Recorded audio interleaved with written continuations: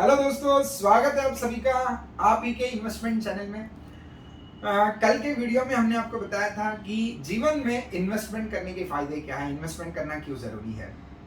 अब उस वीडियो के कमेंट सेक्शन में बहुत सारे बच्चों ने पूछा, सर ऐसे इन्वेस्टमेंट्स बताइए जो 9% या उससे ज्यादा रिटर्न दे।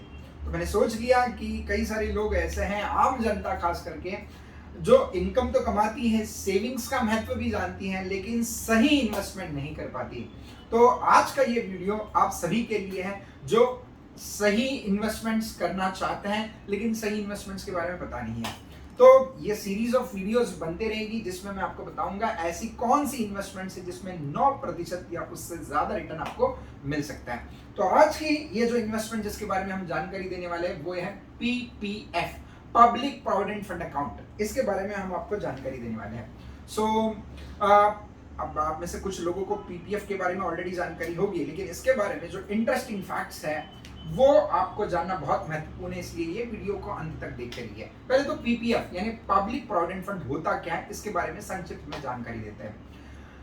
हिंदुस्तान की government of India post office चलाती है, आप सभी लोग जानते हैं। और वो पोस्ट ऑफिस न केवल पोस्ट का काम करती है बल्कि पोस्ट के अलावा it also runs transactions similar to a banking institution.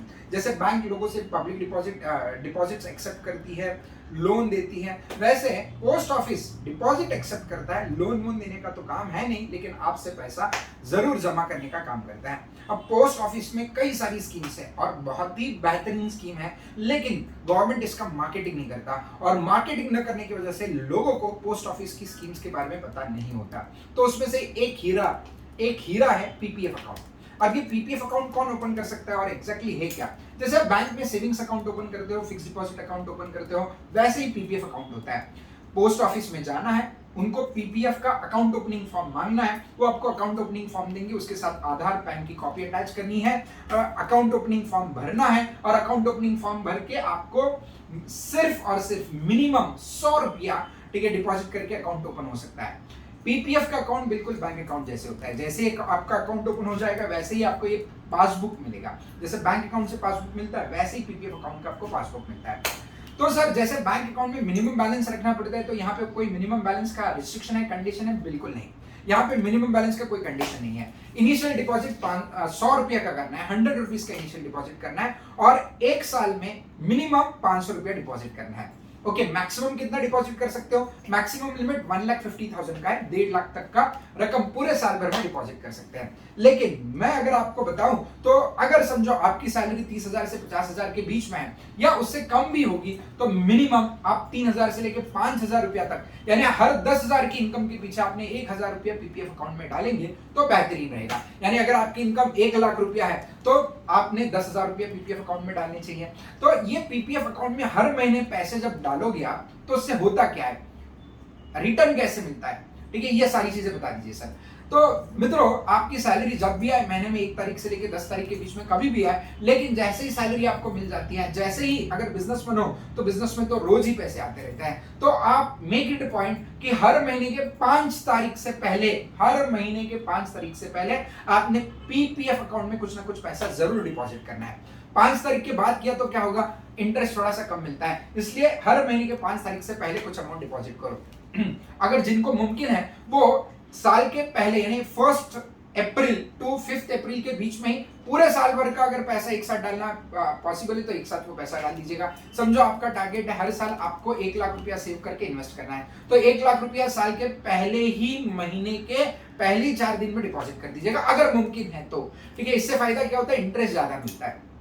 नहीं तो अगर आपको मंथली सेविंग करके मंथली इन्वेस्टमेंट करना है तो उसमें हर महीने के 4 या 5 तारीख से पहले आपने पीपीएफ अकाउंट में पैसे डालने हैं। ओके, तो सर ऐसे हम कितने सालों तक करें? इसका लॉक इन पीरियड वैसे 15 साल है, लेकिन 7 साल के बाद आप पैसा विड्रॉ करना शुरू कर सकते हो। इसका मतलब क्या, 7 साल तक आपको बस पैसे डालते रहने, हर साल पैसे डालते रहने। सर कितने डालने? सर 1 आध साल में हमारी कमाई नहीं हुई, लॉकडाउन हुआ, सब कुछ बंद हो गया, तो कम से कम 500 रुपया तो डालने की भाई। 500 रुपया तो आपके पास वैसे भी होंगे, मैक्सिमम आपके ऊपर 1.5 लाख का लिमिट है, तो 500 रुपया भी डाल देते तो भी आपका अकाउंट एक्टिव रहता है। ऐसे आपको 7 साल तक करते रहना है। 7 साल के बाद अगर आपको चाहिए तो आप पैसा विड्रॉ कर सकते हो, नहीं तो 15 साल का लॉक इन पीरियड है, 15 साल तक आप पैसे डालते रहिए।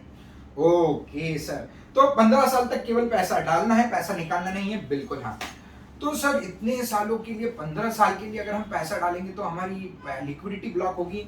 मित्रों बिल्कुल नहीं, ठीक है। जीवन में एक चीज हमेशा याद रखिएगा, आपकी इन्वेस्टमेंट जितना लॉन्ग टर्म के लिए होगी उतना आपका कंपाउंडेड रिटर्न ज्यादा होता है। एक वीडियो में आपको एक वीडियो बना के मैं आपको जरूर बताऊंगा कि लॉन्ग टर्म के लिए इन्वेस्टमेंट होना क्यों जरूरी है। कभी भी कोई भी इन्वेस्टमेंट शॉर्ट टर्म के लिए ना करें।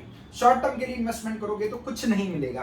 तो आपकी हमेशा इन्वेस्टमेंट की टाइम हॉरिजॉन जो है लंबे समय की होनी चाहिए। इसलिए अपने जीवन काल में जितना जल्द हो सके उतना जल्द इन्वेस्टमेंट करना शुरू करना चाहिए किसी भी इंसान ने। मैं तो वो वॉरेन बफेट जी ने तो अपने आयु के 12 साल से उन्होंने इन्वेस्टमेंट करना शुरू कर दिया था, when he was 12 years of age. तो आप जब भी आपकी लाइफ में जब भी आपको अपॉर्चुनिटी मिलती है तो आपने इन्वेस्टमेंट करना जरूरी है। मैंने बताया था आपको, इन्वेस्टमेंट आपकी मजबूरी नहीं बल्कि इन्वेस्टमेंट आपकी आदत बननी चाहिए, ठीक है। चलो सो अगर आप जितने ज्यादा समय के लिए इन्वेस्टमेंट करोगे उतना ज्यादा रिटर्न मिलता है। अब 15 साल का लॉकिंग पीरियड है तो कम से कम मैं कहूंगा आपको पीपीएफ में 15 साल के लिए पैसा डिपॉजिट करके रखो।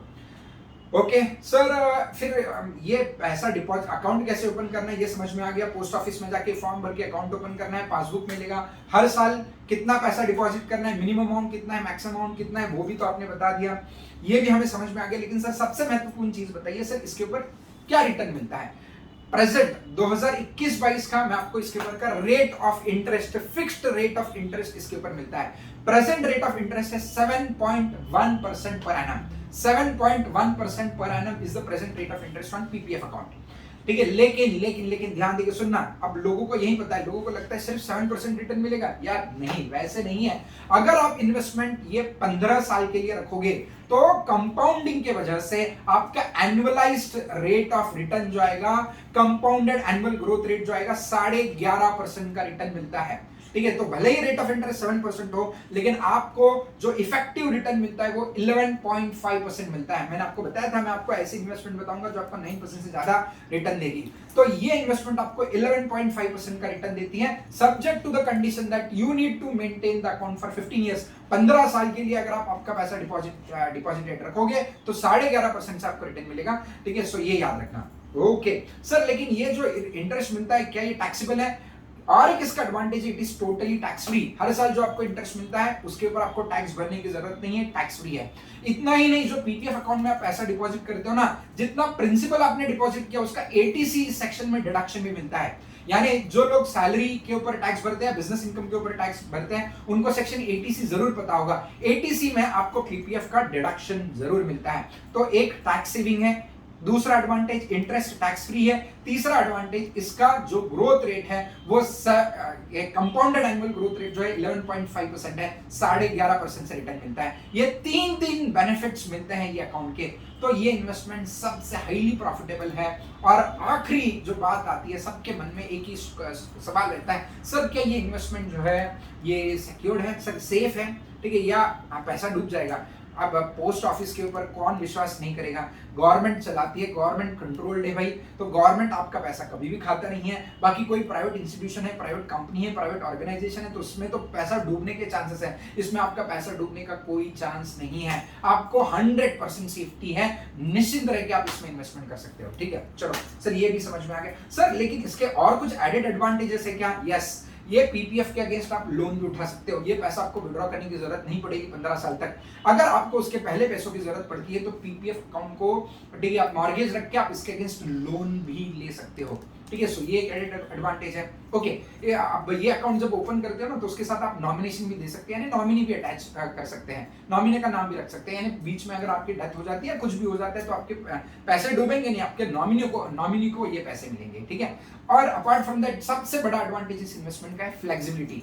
जैसे अगर आप कोई इंश्योरेंस पॉलिसी का या कोई इंश्योरेंस लिंक्ड इन्वेस्टमेंट प्लान लेते हो तो उसमें हर साल फिक्स्ड अमाउंट ऑफ प्रीमियम भरना मैंडेटरी है। इसमें वैसे कुछ मैंडेटरी नहीं है, आपको जैसे चाहिए उतना अमाउंट आप हर साल डिपॉजिट कर सकते हो। किसी ईयर में ज्यादा करना है तो ज्यादा करो, किसी ईयर में कम करना है तो कम करो, ठीक है। सो ये फ्लेक्सिबिलिटी ऑफर करता है। तो इतने सारे एडवांटेजेस वाला अगर ये इन्वेस्टमेंट आपको मिल रहा है तो कैसे आप इस इन्वेस्टमेंट से दूर रह सकते हो, ठीक है। सो दोस्तों याद रखिएगा, आप लाइफ में कई चीजों में इन्वेस्टमेंट करोगे लेकिन आपकी इन्वेस्टमेंट के पोर्टफोलियो में पीपीएफ अकाउंट का इन्वेस्टमेंट होना उतना ही जरूरी है।